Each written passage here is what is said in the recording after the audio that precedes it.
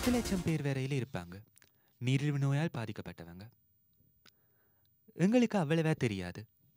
1 to 2 லட்சம் பேர் போல. 2 லட்சம் அல்லது 3 லட்சம் பேர்.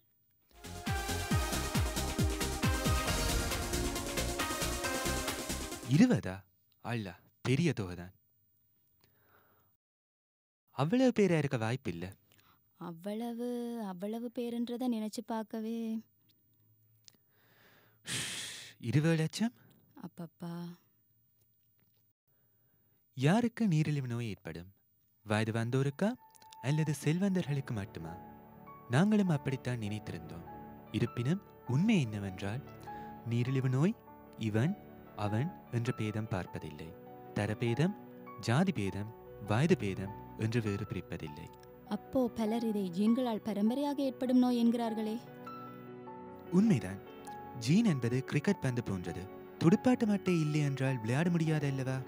நீரிழிவு நோய் எனும் விளையாட்டுக்கான துடுப்பாட்ட மட்டை இருப்பது உங்கள் கையில். வேறு விதமாக கூறினால் உங்கள் போஷணை, உடற்பயிற்சி, மனநிலை என்பனவும் நீரிழிவு நோயை தீர்மானிக்கின்றன. உலகம் மாறிக்கொண்டு வருகிறது. அதேபோல் எங்கள் வாழ்க்கை முறைமைகளும் மாறிக்கொண்டிருக்கிறது.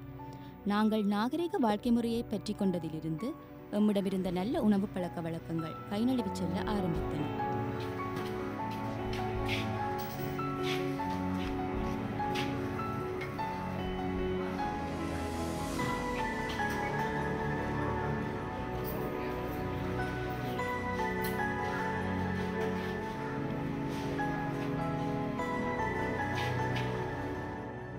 முன்னைய காலத்து மனிதர்கள், அதாவது காய்கறி, பல வகைகள் அதிகம் உணவில் சேர்த்துக்கொண்டு சீனி, மா, எண்ணெய் குறைவாக உட்கொண்டு உடலை வருத்தி வேலை செய்த மக்கள் நீரிழிவு நோய்க்கு முகம் கொடுத்தது மிக அரிது என்பது உண்மை. ஆனால் தற்போது நாங்கள் இலகுக்காக கடுகதி உணவுகளுக்கும் சிற்றுண்டிகளுக்கும் இனிப்பு பானங்களுக்கும் பழக்கப்பட்டு விட்டோம்.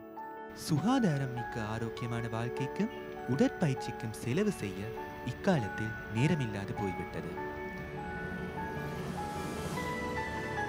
நடந்து செல்லக்கூடிய தூரத்தை கூட வாகனத்திலேயே பயணம் செய்கின்றோம். இவ்வாறான நிலையில் நீரிழிவு நோயின் தாக்கம் அதிகரித்திருப்பது புதுமையான விடயமா?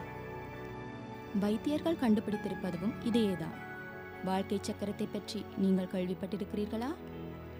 வயது வந்தவருக்கு நீரிழிவு நோய் ஏற்பட்டாலும் தாய் கர்ப்பமடைய முன்னரும் கர்ப்ப காலத்தின் போதும் தாயின் பொறுப்பற்ற நடவடிக்கைகளும் சிறுபிள்ளை பருவத்திலும் இளம் பருவத்திலும் ஏற்பட்ட பழக்க வழக்கங்களும் வட்டம் போல சுழன்று வந்து நீரிழிவு நோயை ஏற்படுத்துகின்றன.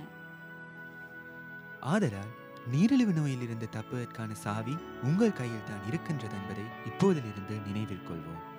நல்ல போஷணையும் உடற்பயிற்சி மிக்க ஆரோக்கியமான வாழ்க்கை முறையையும் கவலையற்ற மனதையும் கொண்ட ஒரு சுகாதாரமான வாழ்க்கை முறையை இன்று முதல் ஆரம்பிப்போம். மறக்க வேண்டாம், பலம் இருப்பது உங்கள் கையில்.